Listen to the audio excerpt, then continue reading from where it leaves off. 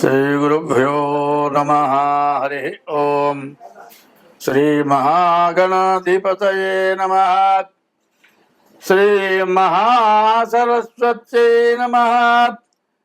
श्री गुरुभ्यो नमः। हरि ओम।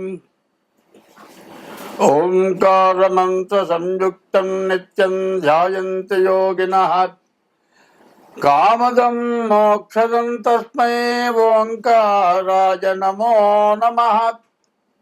नमस्ते देवदेवेश नमस्ते परमेश्वर नमस्ते वृषभारूढ़ नकाराय नमो नमः। महादेवं महात्मानं महापातकनाशनं महापापहरं वंदे मकाराय नमो नमः। श्री गुरुभ्यो नमः। श्री महागणाधिपतये नमः। श्री महासरस्वत्यै नमः। अस्मद्गुरोः विद्यानंद गुरुचरणारविंदाभ्यां नमो नमः। శ్రీరాములు మా దైవము శ్రీరాములు మాకు తండ్రి సీతయు తల్లిన్ శ్రీరాముని నీగులిచ్చదా శ్రీరాములు మాకు ఇచ్చు సిరి సంపదలు. 2025 సంవత్సరం జూన్ నెల. ఈ నెలకి రాహుకేతు ఎట్లా ఉన్నారు చూద్దాం.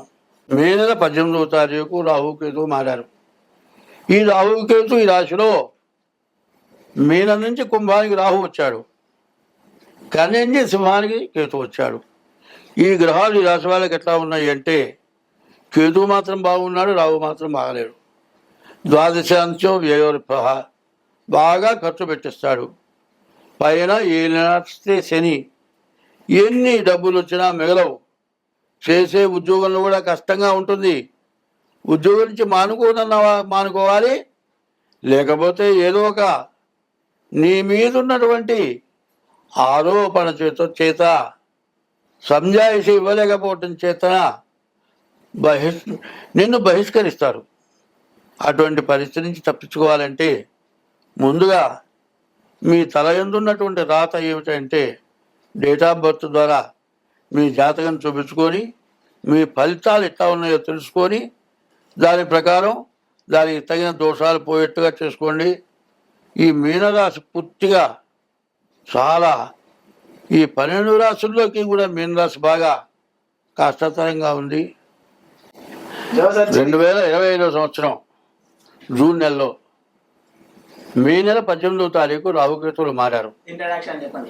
మార్చి నెల 30వ తారీఖు రోజేమో శని మీన రాశిలో. మొత్తం 6 గ్రహాలు మారినాయి. మరి మే నెల 15వ తారీఖు గురువు మారాడు. ఇట్లా ఈ గ్రహాలు మారటం చేత చాలా దోషకరంగా ఉంది ఈ సంవత్సరం. ఈ దోషం మామూలు దోషం కాదు. ఎట్లాంటి దోషము అంటే ఏమిటంటే, రోడ్డు మీద ఒక విష సంబంధమైన ఏదైనా ఒక వస్తువుని పారేశారనుకుందాం. మందులు తయారు చేసేటువంటి వాటిలో కెమికల్సే అనుకుందాం. కెమికల్స్ మన బజార్లో పడేస్తే బజారు మొత్తానికి ఇబ్బంది కలుగుతుంది. అట్లాగే ఈ సంవత్సరం 6 పాపగ్రహాల యొక్క బలం వల్ల రకరకాలైన సమస్యలు వస్తున్నాయి అని చెప్తున్నా. అంతర్యుద్ధము అని చెప్తున్నా. ఈ అంతర్యుద్ధం కనపడేది కాదు, లోపల యుద్ధం. ఇక్కడ నేను మాట్లాడుతున్నానండి, ఇక్కడ చెబుతున్నా. నాకు ఎక్కడుంటుంది? ఎవడికో నాకు ఇంకోటికో ఒకసారి తగాదా జరిగి ఉండొచ్చు. వాడిని ఏదో చేయాలని లోపల ఉంది, ఆ ఆలోచనలో ఉంటా. ఇక్కడ మాట్లాడుతూ చక్కిలు లేస్తా. లేవడం కాదు, కర్ర తీసుకుంటా. వాడు ఇక్కడ ఉన్నాడా లేడు, వాడిని కొట్టాలని బయలుదేరుతా. ఏంటో ఇక్కడ వాడిని కొట్టాలి, అడుగో ఏడు వాడు ఇక్కడ లేడు అంటే మనస్సు అంత చెడిపోతుంది.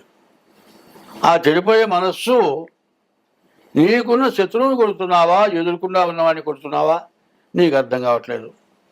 ఆ శత్రుత్వం అనేది నీ లోపల క్రోధం బయలుదేరడమే నీ యొక్క ఆవేశం. నీ ఆవేశం వల్ల ఎంత ఇబ్బంది పడుతున్నావో అర్థం కావట్లేదు. ఇప్పుడు మనకు అంతర్యుద్ధం అంటే ఈ మధ్య జరిగిన యుద్ధం ఏమిటి? పాకిస్తాన్కి మనకు యుద్ధం జరిగింది. పాకిస్తాన్ పరిస్థితి ఎట్లా ఉంది? పూర్తిగా దరిద్రంగా ఉంది. మనకు యాత్రా స్థలం అది. అందరూ వస్తే ఆ యాత్రకు వస్తే మనకు డబ్బులు వస్తాయి. నీవు బాగుపడలేక ఇండియా వాళ్ళు బాగుపడుతున్నారు, వాళ్ళని నాశనం చేద్దామనేటువంటి దురుద్దేశంతో యాత్రికుల్ని కొడితే ఎట్లాగండి? పెళ్ళాం మీద కోపం వచ్చి కుక్కను కొట్టాట. పెళ్ళాన్ని ఏమనలేక కుక్కను కొట్టాట. నీ ఇంట్లో నీకు తింటాని లేదు, నీకు సంపాదన లేదు, నీ మంత్రులకు కలియక లేదు, సరైన ఆదాయం లేదు, దుర్మార్గుల్ని పెంచి పోషిస్తున్నావు, వాళ్ళు దేశాన్ని నాశనం చేస్తున్నారు. ఇన్ని జరుగుతూ ఉంటే నీవు చేసే పాపం నీకు తెలియక పక్కనున్నటువంటి భారతదేశాన్ని పాడు చేయాలనుకున్నావు. సరే, దేశంలో సంగతి అట్లా ఉంచండి. ఇంట్లో మొగుడిని కొడదామని పెళ్ళాం అనుకుంటుంది, పెళ్ళాన్ని కొడదామని మొగుడు అనుకుంటాడు. ఈ మొగుడు పెళ్ళాము నాకు డబ్బులు ఇవ్వటం లేదు, కొడుకు రావకూడదు అనుకుంటాడు. ఈ ఇంట్లో కలహం, పెద్ద కలహం. మరి ఈ కలహం వల్ల, తగాదా వల్ల ఎన్నో సమస్యలు. ఒకటే చిన్న విషయం చెప్తానండి. 7 కట్టెలు ఉన్నాయండి. అక్కడ పడేసేవాడిని పిలిచి, ఆయన ఈ కట్టెలు మొత్తం ఎరగదీయరా అంటే 5 నిమిషాల్లో ఎరగదీసి పారేశాడు. ఇంకో 7 కట్టెలు కలిపి కట్టగట్టుంది, అరే కట్ట విప్పదీయకుండా ఎరగదీయరా అంటే 10 మంది వచ్చినా తీయలేకపోయినారు. 7 కట్టెలు విడివిడిగా ఉంటేనేమో ఒక్కరే విప్పదీశాడు. కలిసి ఉన్న 7 కట్టెల్ని ఊడదీయకుండా ఎరగదీయాలంటే ఎవరి వల్ల కాలేదు. భారతదేశం కలిసి ఉన్న కట్టెల కట్ట, పాకిస్తాన్ విడివిడిగా ఉన్నటువంటి కట్టెల మోపు. నీలో నీ బాధ ఎటువంటిదంటే, నీవు, నీ సంగతి, నీ ప్రజల సంగతి, నీ దేశం సంగతి, నీ ఆర్థిక పరిస్థితి జాగ్రత్తగా చూసుకోండి. నీ చేత కావట్లే కాదు. ఎవరైనా భారతదేశం లాంటి దేశాలు సహాయం చేసుకొని బాగుపడదాం అనుకోక పక్కనున్నటువంటి భారతదేశం ఎవరు? మీరు మన యుద్ధం అనంతం మనం పొట్టాడుకోవటం ఏంటి? దేశానికి అట్లాంటి యుద్ధం వచ్చింది, మన ప్రజల్లో యుద్ధం వచ్చింది. ఇప్పుడు ఎట్లా ఉందంటే, ఎవడి వృత్తి అయినా సరే వాడికి కొంతమంది మనుషులు కావాలి. ఏ వ్యాపారస్తుడికైనా తను ఒక్కరు ఉండి చేయలేడు కదా, వాడి చేతి కింద కొంతమంది మనుషులు కావాలి. కానీ వాళ్ళని చక్కగా చూసుకొని వాళ్ళకి తగిన జీతాలు ఇచ్చి వాళ్ళని ప్రేమగా చూస్తే పర్వాలే.